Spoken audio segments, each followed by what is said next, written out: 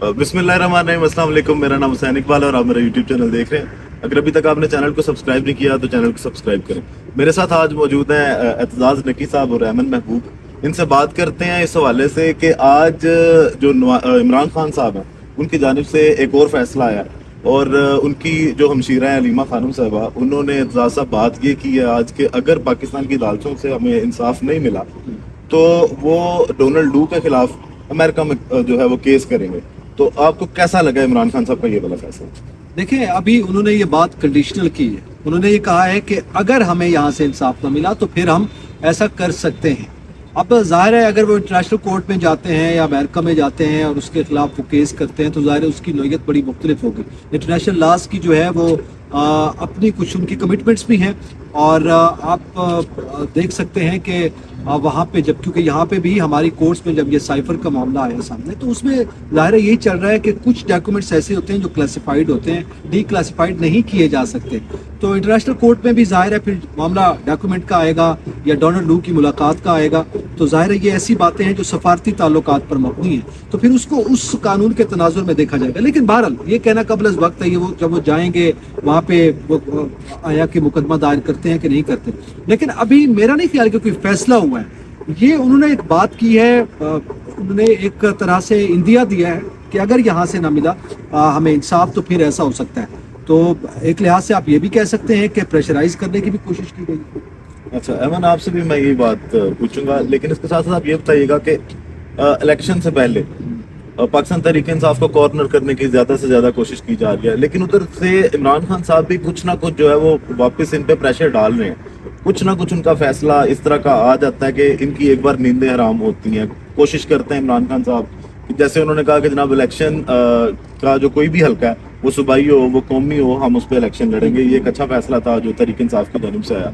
और आज ये चीज़, क्योंकि जिस तरह कल आपने समात देखी उसमें अटॉर्नी जनरल साहब से ये पूछा गया जज साहब की जानिब से कि ये जो दफात आपने लगाई हैं इसमें तो सजाए मौत भी हो सकती है, और उन्होंने मुस्कुरा के जवाब दिया कि जी नहीं, हमें उम्मीद है कि ऐसा जो है वो सजाए मौत जो है वो नहीं हो। तो फिर दफात वो लगाने का फायदा क्या आपको लगता है कि ये कोई प्रेशर टैक्टिक्स हैं कि इमरान खान साहब को इलेक्शन से हटाया जाए बस?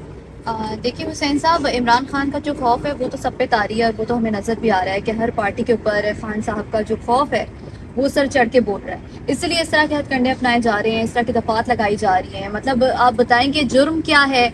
एक इंसान जिसने पाकिस्तान के लिए इतना अच्छा किया, इतना अच्छा सोचा है, एक नया इनिशिएटिव लेके आया, वो इंसान तब्दीली लेके आने के, उसने एक इनकलाब लाने की कोशिश की, उसको आप ये सज़ा दे रहे हैं कि आप उसके ऊपर सज़ाए मौत और उम्र कैद की दफात लगा रहे हैं। खान साहब ने ये भी कहा कि अगर भुट्टो की जो तारीख है वो दोहराने की अगर कोशिश की जा रही है तो वो नहीं हो सकता, क्योंकि वक्त अब बदल चुका है।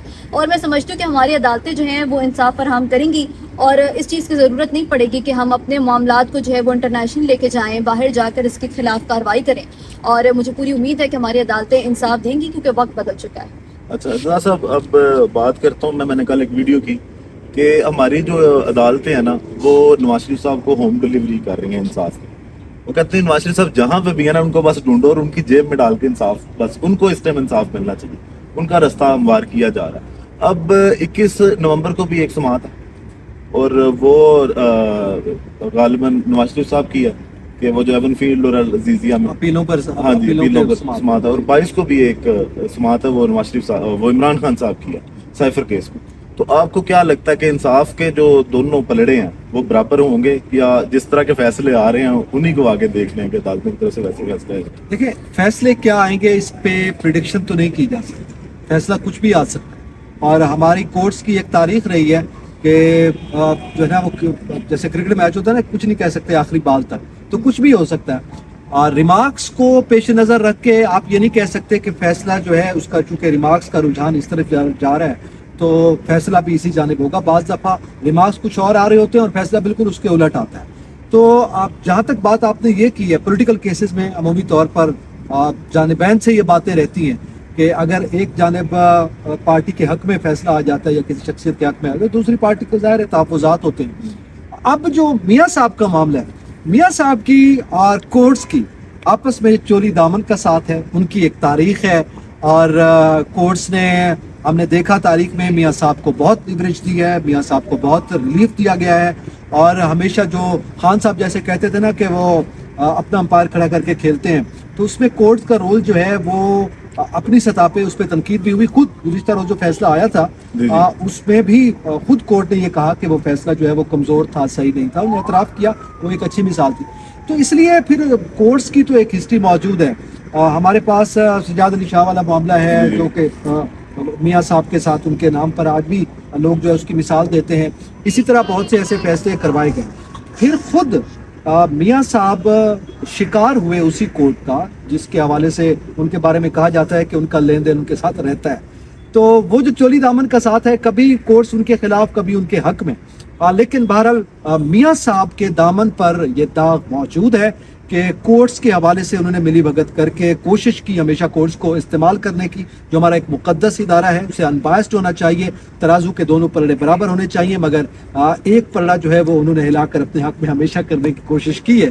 तो इस दफ़ा बिलावल भुट्टो जरदारी यही शिकवा कर रहे हैं, पीटीआई यही शिकवा कर रही है कि कोर्ट जो है वो उनकी जेब में। जाहिर है फिर नैब का मामला आपके सामने है। जब से मियाँ साहब आए हैं, जिस तरह से नैब ने बयान दिया है कि जनाब हमें कोई एतराज नहीं, हम जमानत दे देते हैं, बायोमेट्रिक करवाई गई, तो उस पे ज़ाहिर है सवाल उठ रहे हैं। होम डिलीवरी है ना सर, उनको आने से पहले उन्होंने कहा आपको इंसाफ मिलेगा, आप बस पाकिस्तान तशरीफ ले आए, आपके साथ जो ज्यादतियां की गई हैं 2018 वो में कंपनसेट तो की वो जाएगी। कंपनसेट की और मैं जाएगी। इसमें एक मजे की बात ऐड कर दूं, जिसमें जो ज्यादती का है ना, वो भी कोर्ट, वो खुद मियाँ साहब उस वक्त बात करते रहे कि जनाब कोर्ट्स ने हमारे साथ ये ज्यादती की, हमारे खिलाफ फैसला लाया गया।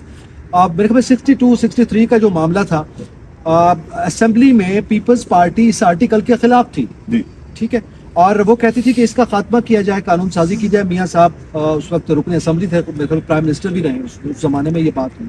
तो ये नून लीग जो थी वो उसके मुखालिफ थी, वो ये कह रही थी कि नहीं, इसका खात्मा नहीं होना चाहिए, हम इसके हक में। खुद मियाँ साहब उस जो है जिसके हक में थे, जिस आर्टिकल के, उसी का शिकार भी हुए। अच्छा मैं आपकी तरफ आता हूँ। पीपल पार्टी जो है वो जब से हुकूमत गई है और निगरान हुकूमत ने आगे आके सेटअप संभाला है और इलेक्शन की डेट आई है, पीपल पार्टी भी बड़ा अग्रेसिव मूड में है और नून लीग पे ना बड़े तेज हमले, उनके ताबड़तोड़ हमले आ रहे हैं। बिलावल भुट्टो साहब की तनकीद तो जो है वो हर जलसे में, हर प्रेस कॉन्फ्रेंस में हो ही रही है। आज सईद गनी साहब भी सामने हैं। सईद गनी साहब ने भी आज ये बोला है कि नवाज शरीफ साहब जब लंदन में थे तो उनका इलाज बहुत लंबा हुआ। अब उनका डॉक्टर कौन था कि जब वो नवाज शरीफ साहब बाहर थे उनको इजाजत नहीं दी जा रही थी और अब अचानक डॉक्टर ने उनको इजाजत दे दिया कि आप सेहतमंद हैं और आप जाएं और आप सियासत करें, ठीक है। तो इसके बारे में आपका क्या कहना है?